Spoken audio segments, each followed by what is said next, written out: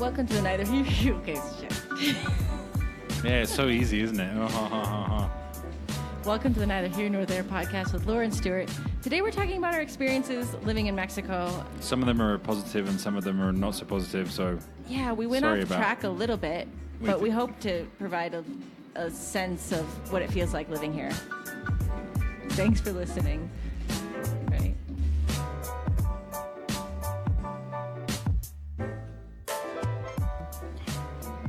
So... Are you in a better mood right now? No.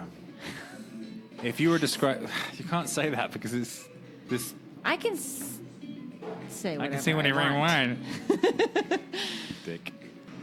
So, if you were describing Mexico to a foreigner who had never been here before, what would you say? If I was one of your American friends. Mm-hmm. Let me try.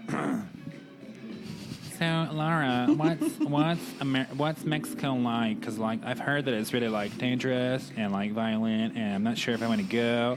But then I heard, like, there's, like, some nice beaches and some ruins and stuff. So, why do you go cross-eyed when you do your American accent? I wish I had a camera. So should I go, or, like, should I just, like, stay in the ballet? I love it here. I really do. I really enjoy living here. I mean, we both have been living here for a long time because we like it, right? Right. Maybe. But how would you describe it? I would say it's a friendly place, friendly people. It's open. Weather's great, at least where I live. Weather's fantastic year-round. And yes, you do have to be cautious in general. Right. But let's be honest, you're a blonde-haired person. Well, inside and it doesn't out. really matter because even if you're ugly, Mexican men will just see the blonde hair and the blue eyes, right? Mm-hmm. So you're a blonde-haired, blue-eyed, fair-skinned. Yeah. So how's it been living in Mexico? Well, right now, I mean, you know, things are more chill. When I lived in the centro, Things are more chill because you're old. I knew you were going to go there. I was like, oh, I'm setting myself up here right now. Not that I want to be catcalled or anything, because that's very unpleasant. Yeah, but when I was living in the centro, I got grabbed in the ass twice. One time was really kind of intimidating because I was walking to work and it was really early in the morning and I was living in the centro, so it was the center of the city, and so it was dark. There was like no one on the road, and I was walking and a guy was on the other side and he kind of crossed the street and then walked past me and grabbed me and kind of lingered for a second. I yelled at him, and then it was like a split second in his mind, like it felt like maybe something else, like he was going to try something else in that moment, and I screamed at him and he went away. But it was really scary, and I walked into school and I had to give class and I was all kind of shaken up. And the other time I was going into my apartment and I remember I just kind of had a weird feeling. This guy was kind of walking past me, and I waited to open the door into like into the apartments because I just kind of had a bad feeling, and I was like, if I open the door right now, is he gonna like push his way in or something? And so I just waited a second with my key there, and he grabbed me, and I chased him down the street, yelling at him. Yeah. As a dog chases a car, what would you have done if you'd caught him? I have no idea. I didn't stop to think. I was yelling at him and chasing him, and he ran away. Fair enough. So yeah, there are some. So we're saying Mexico's a great place to be, but men are a little bit grabby. Is that what you're saying? There can happen things like that. There was a car wash I used to walk by that the guys there would kind of yell and stuff, and so I went and talked to the manager, and I was like, you know what, you need to get these dudes under control because this is not cool. And he went and talked to them. But that happens in all countries, right? Getting catcalled by builders and stuff. In England, it happens. Yeah, I think that happens. When I walk by, no. where, but girls complain about it a lot in England as well. I think it's probably universal. So Yeah, you were asking about being, in Mexico in general, Here. you're in Querétaro. I have to be honest, I think Querétaro is a bit boring. yeah? Don't hate me for it. I don't hate you for it. I think there are better places in Mexico to live. Well, the first thing to say is that it's absolutely massive. So if you want a beach resort, you can find one. If you want a mountain retreat, you can find one. If you want a desert, you can find one. If you want a colonial city, there's a bunch of them. But there's several of everything in Mexico, is my point. So if you're describing Mexico to somebody who's never been here before, it's like, well, where do you start? It's huge, absolutely huge. And there's everything. So in the north, generally speaking, it's kind of dusty and deserty. And in the south, it's rainforests and nice beaches. People have asked me this before, and I kind of settled on a description. I don't know if you would agree, but when I compare Mexico to the United Kingdom, in the United Kingdom, you are a lot safer. And I mean safer in terms of legally, in terms of crime in most places, in terms of what you can expect the police to do.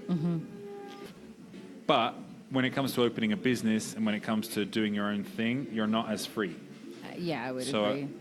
when I say the UK compared to Mexico, what I'm generally saying is in the UK you're safer but less free, and in Mexico you're free and you're less safe. Yeah. I think that's fair to say, because if there's one thing you can say about Mexicans, it's that they're incredibly, what's the word? Like they start their own businesses, entrepreneurial. Resourceful. Yeah, Entrepreneurial. entrepreneurial, yeah. Everybody seems to have a second business, so it's pretty easy to start a business, and people don't come after you to pay your taxes. And if they do, you can probably slip them a couple of notes, and you'll be fine. It's like there's a lot more freedom, but a lot less security here, in general. I don't know if you'd agree. I think I would agree. Yeah, I think you can. The idea that you do have the possibility to kind of start your own business and be fine with it, and that's really in the States. That's really hard to do. Super hard. It's a right? huge investment. Everything is pretty much dominated by big businesses, and to have a small own business is really, really challenging. And here, it hasn't gotten to that level yet. It's not. It's bonkers, not there really, when you yet. think about it. I was speaking to the driver on a coach the other day, and he said he has a neighbor who makes like a canasta, which is like a wicker basket of tacos, right? And in that basket, she can fit 1,000 tacos, little ones. Wow. And she sells them for 5 pesos each. And she sells the whole lot every day. Wow. And 5,000 pesos is what, like $250, $300, something like that a day, just for selling tacos. That's awesome. Which, to live on in Mexico, is a lot of money. It is. And I said to him, well, how does that work with, like, health and, the health department? Where does she sell them? No, she sells them just standing on the street corner. And what if a policeman comes along? Well, she slips him a couple of hundred or a few tacos.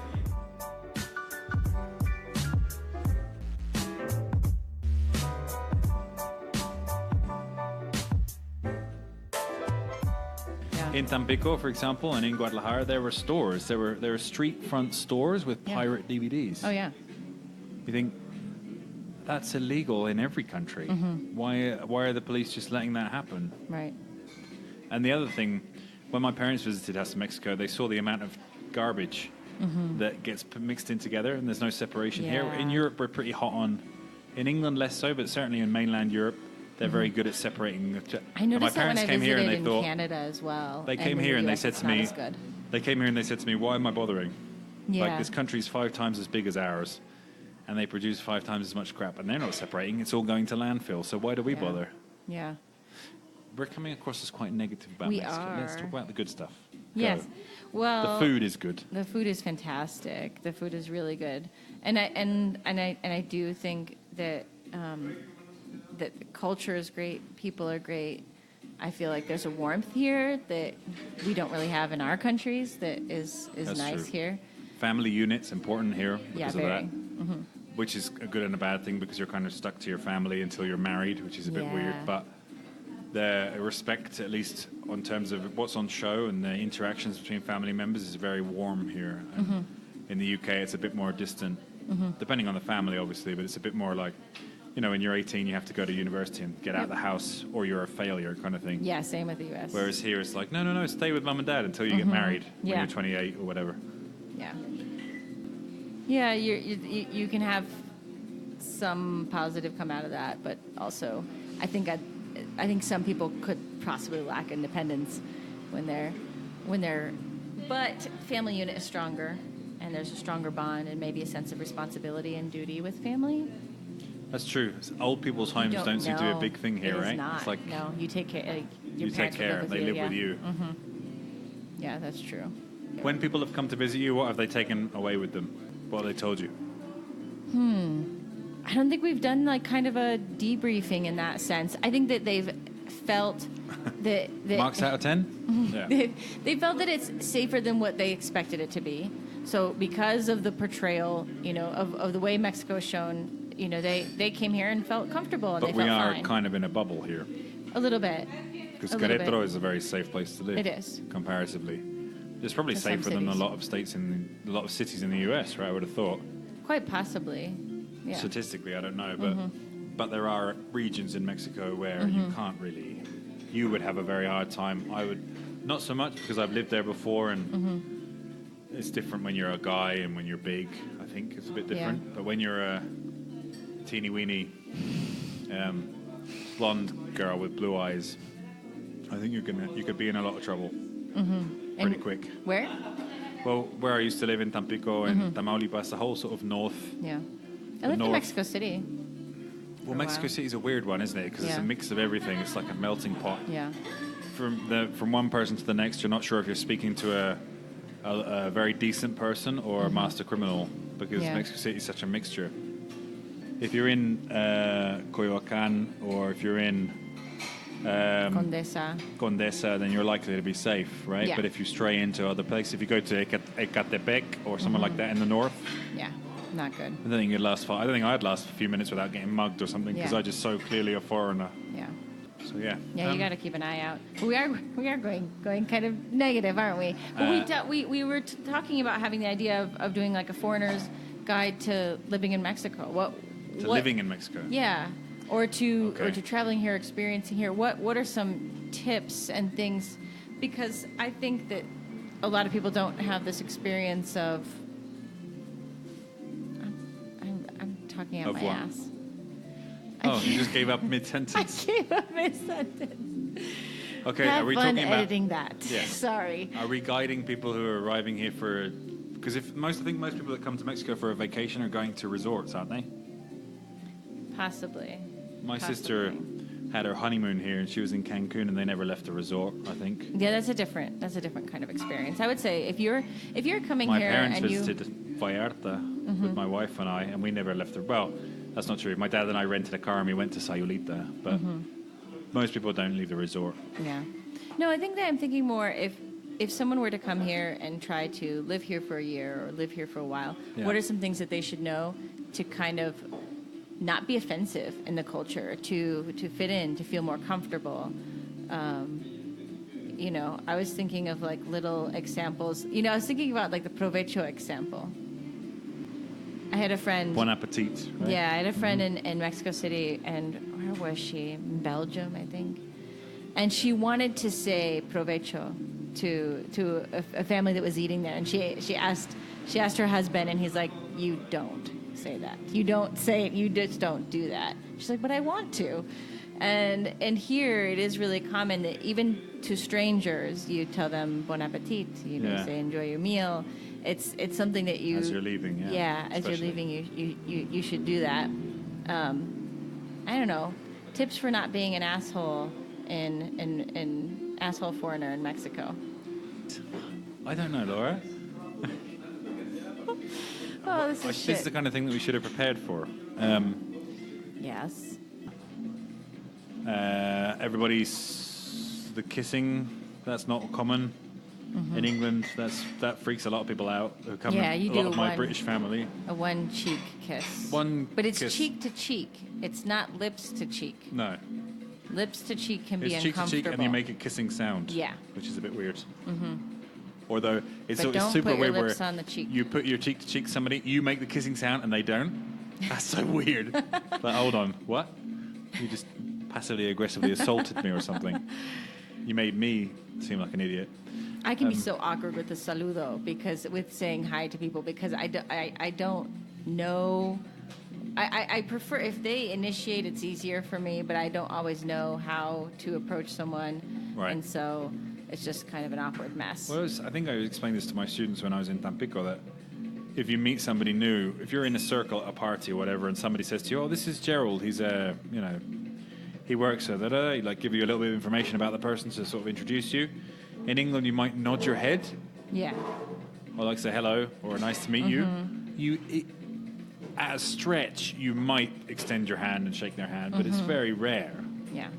It's more like a hi, Yeah. nice to meet you kind of thing.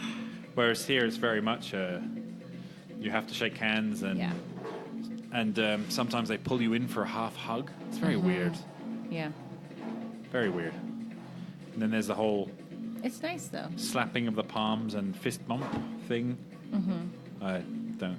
Yeah, I don't That let my might be more students of do a guy that. thing. They have to shake my hand like proper men. Okay. Yeah.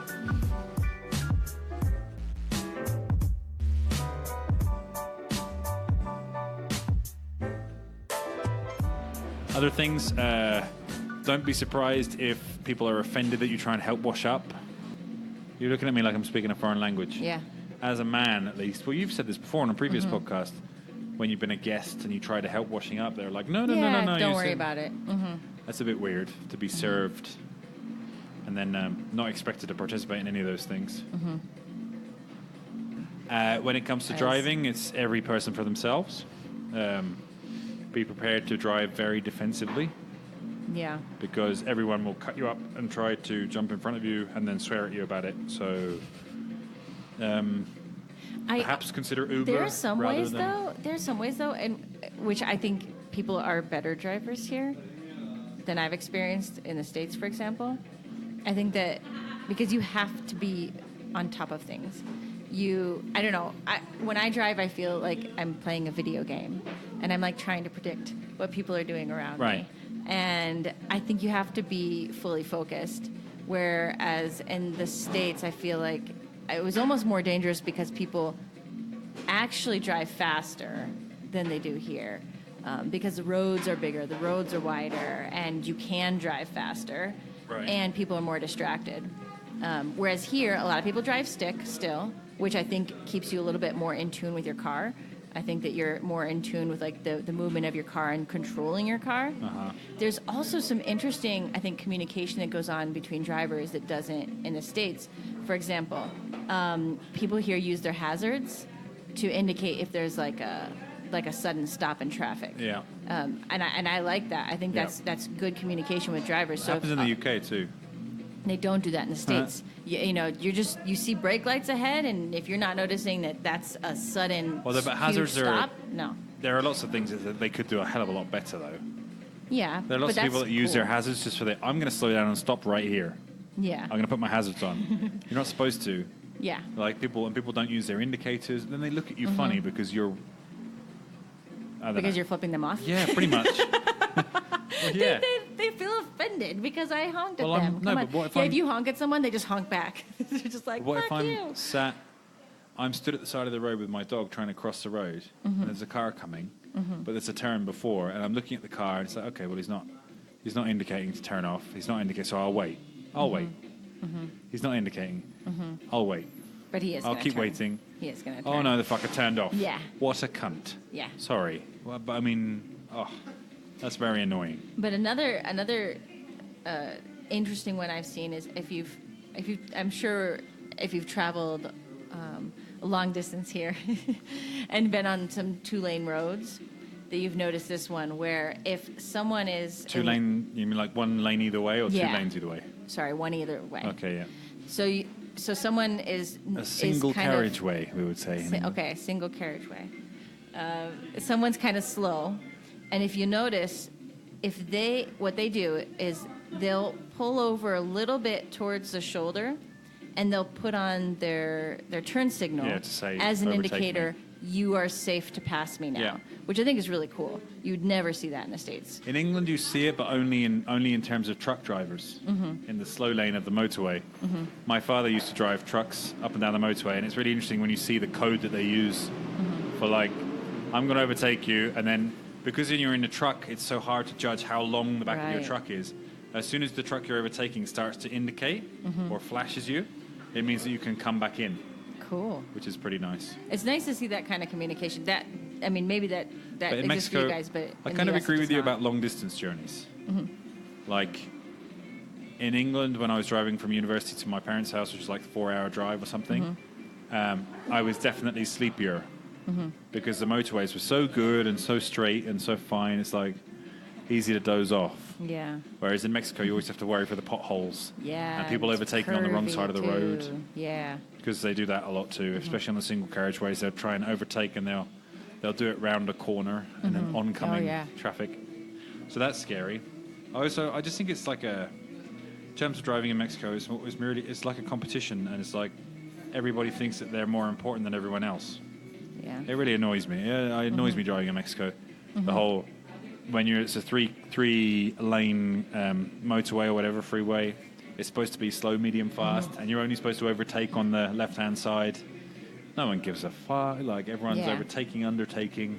People are staying in the middle, and I appreciate you stay in the middle because it's safer, because you can't trust people turning in from the left or the right, but people stay in the middle lane and just sit in the middle lane. And it forces everyone else to go around them, either under or over them, and yeah, I'm just ranting. I kind of take it I'm as a ranting. game. I take it as a game. It's like, It's a game of life or death.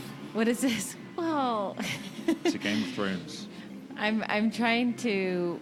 I like to predict what people are going to do, and this is what some of my frustration is like, I guess I'm a defensive driver in that sense, where I can see that this person, even though they're not putting down their turn signal, I can tell they're about to cut me off. So if I can tell they're about to cut me off, I'm not going to like hold my speed just because I'm right and they shouldn't be cutting me off. I'm going to drop back because I can see what they're going to do. Whether they've done it right or not, I can see what they're going to do. Well, and I'm going to yeah, drop obviously back. you're not going to cause an accident for yourself. No. But it's frustrating that they're never going to learn. That people like you always let them, you know what I mean? Like, Well, so my job you're is the to reason take care why of people myself. drive like dicks in Mexico then. Because you're facilitating everybody. I'm not. I'm just surviving in my car. That's it. Anyway, this was supposed to be about... Yeah, we really have become complete shits here. Oh, no, but the And driving's terrible. we've been complaining. But the driving's... the food's great, driving's terrible. What else can we say? I mean, driving is terrible in some No, ways, but in other leave ways it. it's not. Leave it.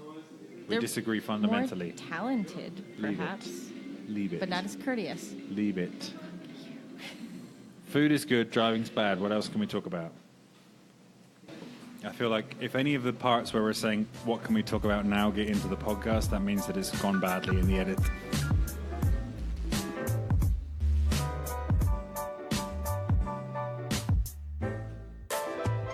So death in Mexico is a light topic, but it's actually funny because I feel like in Mexico, for a bunch of reasons, death is not...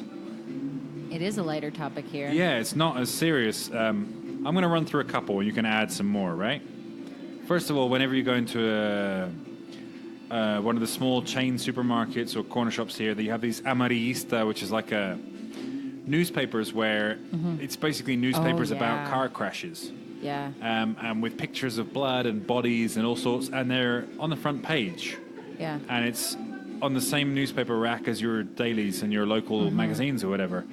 And it's within eyesight for kids. So that's number one, right? Yeah. So they're very desensitized, I think, from an early age. And I remember that from when I was living in Tampico during times of shootouts between rival drug gangs. And Mexico is great, by the way. But this was in worse times. You know, you'd wake up and there'd be people like who had been hung from bridges. You know, after they'd been killed, they'd be hung. And people were just passing the pictures around like nobody's business. And even my wife, to an extent, when there's an accident, a nasty accident, it's like second nature for Mexicans to say, did you see these? Like, did you see the picture? And it's like, I don't want to see that. In England, that's not allowed. You're not allowed to publish pictures of dead bodies or pictures of blood or anything like that. No, because it's also has a respect for the families. Yeah, you should. Yeah. If there's been a huge accident on the motorway in England, you'd see a picture in the newspaper of some police vehicles. Or the car. Or an area cordoned off. Yeah. Maybe not. I don't think you'd even see the car. You just see pictures of tents above bodies, you know?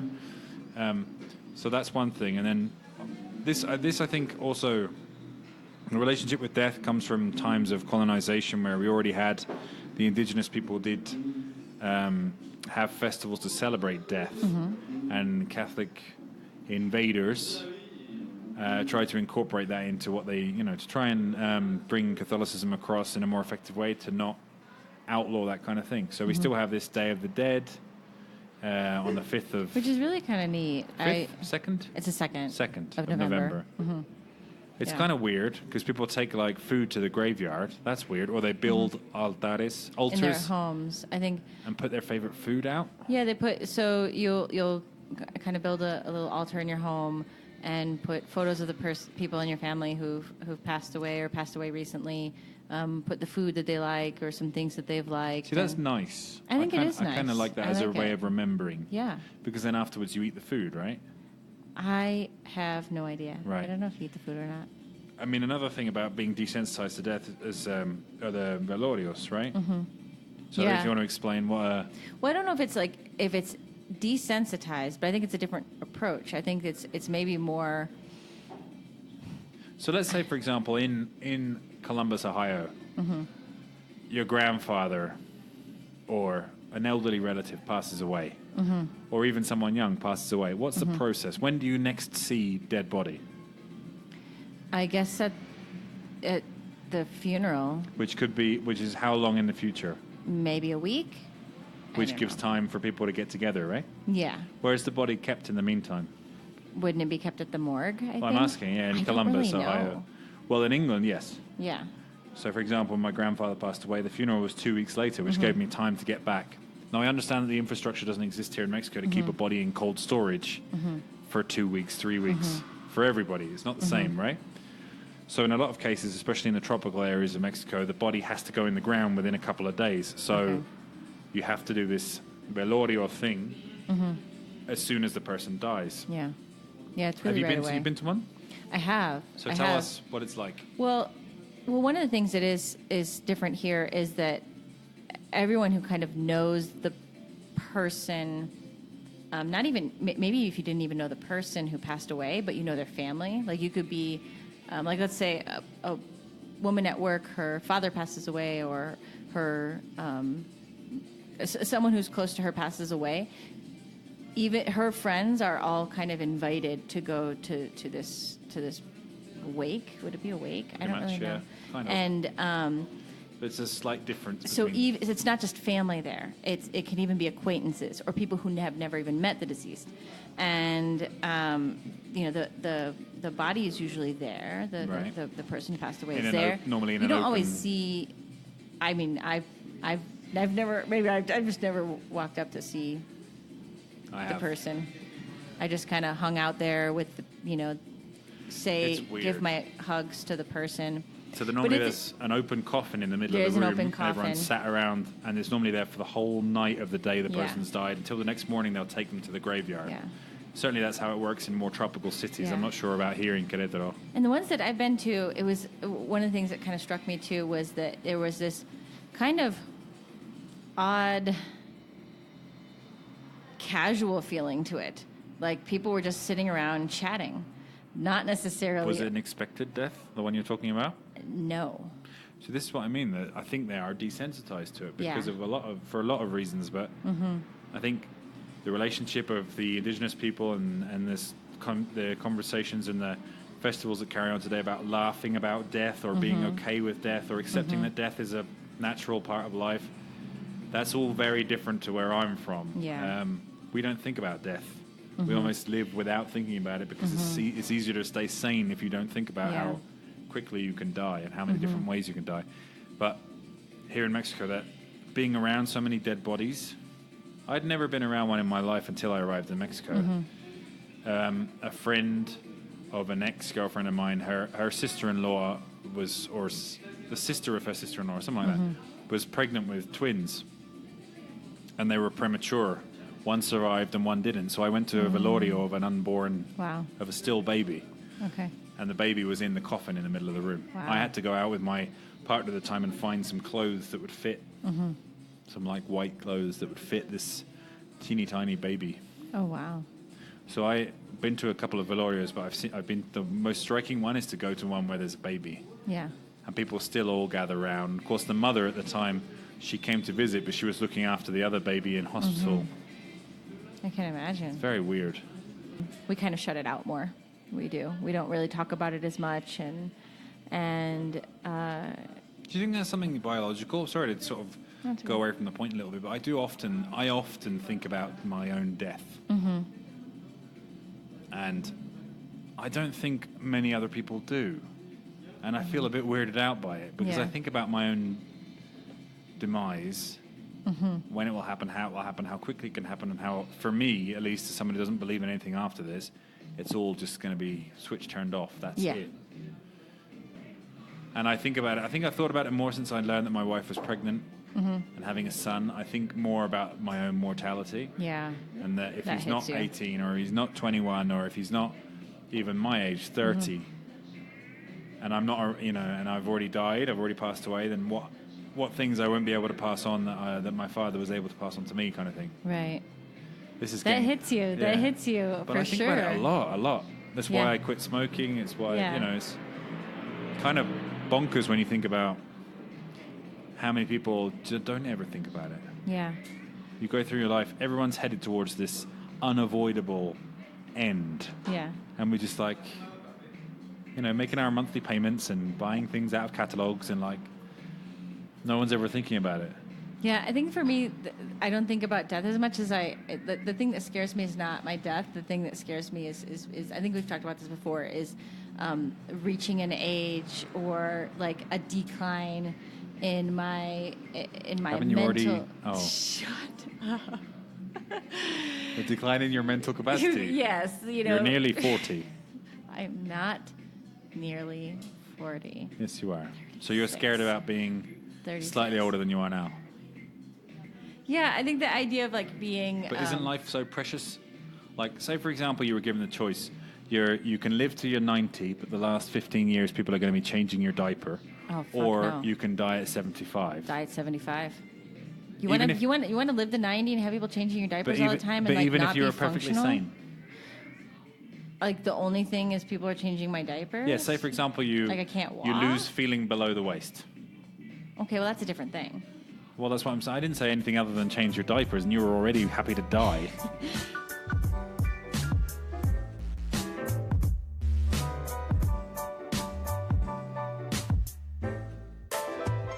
Silly section, I'm going to ask Stuart some true or false questions. And I'm going to get them all right. Yes. Go. Okay, if your large intestine was removed and straightened, it would be equal to twice your height.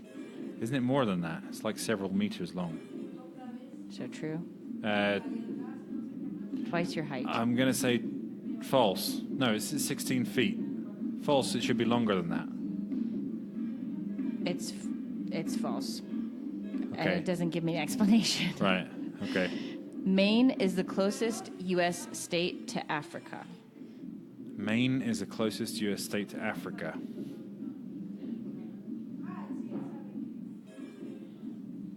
Okay, I'll buy it, yeah. True. Female kangaroos have 3 vaginas. True. Correct. How do you know that? I know a lot about vaginas. Go. France was still executing people with... In the 70s? Yeah. When... True. Last execution was in 1970-something. Yeah. That was a guillotine, right? Yep. The question was guillotines? Yeah. October 10th falls on a Tuesday every year. Well, that's false. You're correct. It's a ridiculous lie. The sun makes up 99.8% of the mass of our solar system. 99.8% of the mass. Wow. How big is Jupiter? I'm going to say that's... What was it? That was a cute face. 99.8. Yeah. I think that's false. Okay. Wrong. It's true. Shite. Okay. One wrong so far. One wrong. Okay, brick buildings can never be more than 10 floors high or they will collapse from the pressure of the bricks on the top layer. I feel like I've heard this before as being false. You're correct. It's false. In some areas of Holland, every man under 25 is legally required to be clean-shaven in public. That's probably true because of an old law or something which no longer... It's false. Okay. There are some ridiculous old laws in other countries, by the way. There are. Oxford, that'd be an interesting thing to look into. Oxford University in England predates the Aztec Empire. True. Correct. You cannot legally put a satellite dish on the roof of a residential home in Florida. Sounds false, but I don't really know. False? Correct. It's false. Oreo cookies have existed longer than chocolate chip cookies. True. It's true. That seems crazy to me. Boom. Some insects in China have acid blood that can burn metal. Bollocks. Yeah, that's false. I've only got one wrong so far, right? I think so. Cocaine is, on a molecular level, almost exactly the same as the inside of a potato. I mean, it sounds false, so I'm going to say false, but it's probably... It is false. Okay, good. On a molecular level, the same as the inside of a potato. And that's it. That's kind of... You did a good job. I know. You did a good job. Yeah, because of my superior knowledge of animal vaginas. Anyway, if you like what you heard and you want to email us with any ideas for our silly section or anything that you want us to chat about, then it's nhnTpod@gmail.com. Correct. And all the social media bollocks as well. Probably the same, either neither here nor there, or NHNT or podcast. Just search for us and I'm sure you'll find us. Anything you wanted to add? I don't think so. Thanks for listening. Well, yeah, I suppose. Yeah. I mean, it's not exactly labor intensive. Sorry. You just add that to the end of every podcast. Sorry. I apologize for the last 35 minutes that you've wasted of your life. Anyway, see you in the next episode. Bye. Bye.